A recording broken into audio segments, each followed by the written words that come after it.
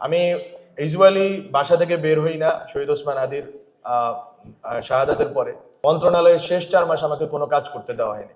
অনেকবার আমরা বলেছি যে বিদেশ থেকে টাকা ফেরত আনা, বিদেশের টাকা পরে রাখে, দেশেই যারা এই সম্পদকে কুক্ষিগত করছে তাদের ব্যাপারে কোনো ব্যবস্থা নেওয়া হয়েছে।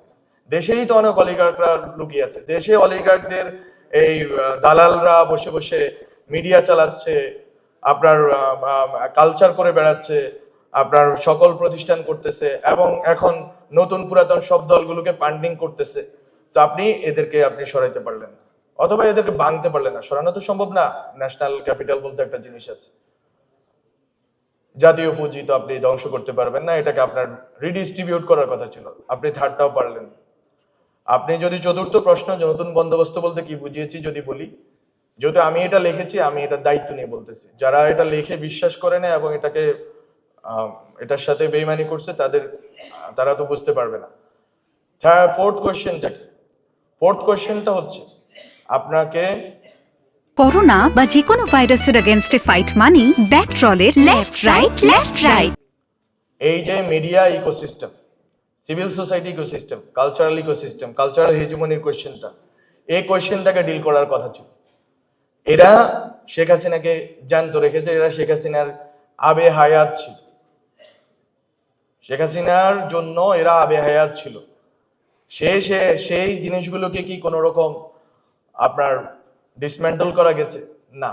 আপনি যদি বলেন এবার বলেন যে ভাই আপনি তো মিডিয়ার দায়িত্ব ছিলেন, আপনি কি করলেন? এখানে অনেক মিডিয়ার লোকরা আছে, আমি নিজের দায়িত্ব জবাবদিহিতা দিতে বাধ্য জনগণের কাছে, কারণ জনগণ আমাকে ওখানে পাঠিয়েছে। আমার নিজের কোনো সক্ষমতা ছিল না, যতটুকু আমি আমার নিজের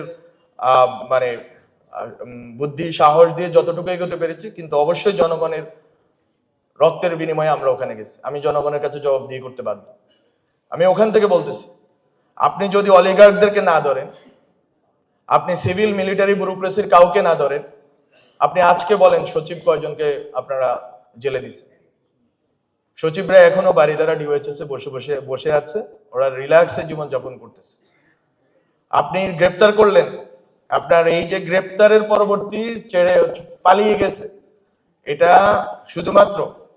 আমরা তো শুধুমাত্র সমালোচনার জন্য কয়েকটা জিনিস আছে আমাদের, সেটাই আমরা করি। শুধু ক্যান্টনমেন্টে পালিয়ে যায় নাই, বরং এর বাইরেও অনেক আন্ডারস্ট্যান্ডিং এর ভিত্তিতে অনেক লোক বেরিয়ে গেছে, এই দেশ থেকে পালিয়ে গেছে।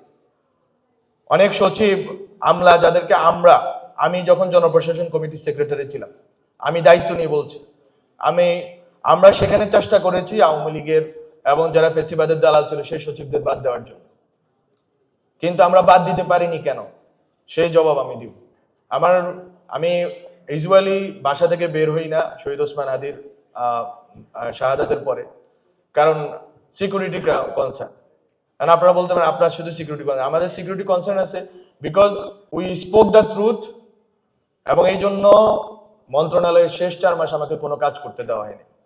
তো মিডিয়ার কথাতে আসে, তো মিডিয়াতে আপনি যদি মিডিয়াকে করতে বলেন, যদি আপনি বলেন মিডিয়াকে ভাই মিডিয়া সামলানোর জন্য আপনার অলিগার্ক সামলাইতে হবে।